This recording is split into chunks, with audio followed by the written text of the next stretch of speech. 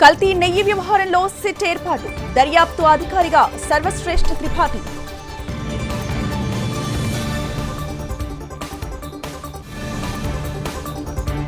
Cinema పరిశ్రమకు పాకిన తిరుమల లడ్డూ వివాదం, sorry చెప్పిన కార్తీ, 30 తర్వాత మాట్లాడతానన్న ప్రకాష్ రాజ్.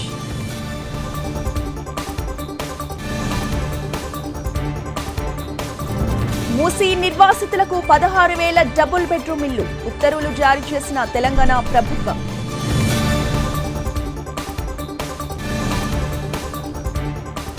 ఆర్ కృష్ణయ్య రాజీనామాకు రాజ్యసభ చైర్మన్ ఆమోదం, పెద్దల సభలో 8కి పడిపోయిన వైసీపీ ఎంపీల సంఖ్య.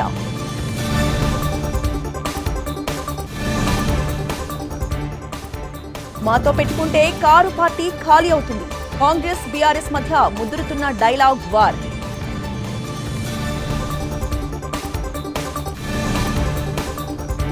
ఏపీలో నామినేటెడ్ పోస్టుల భర్తీ, 20 కార్పొరేషన్లకు చైర్మన్ పదవులు.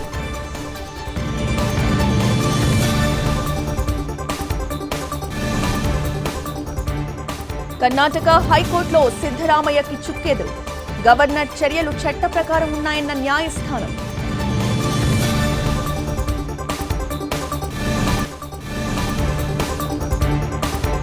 బంగాళాఖాతంలో మరో అల్పపీడనం, తెలుగు రాష్ట్రాలకి భారీ వర్ష సూచన.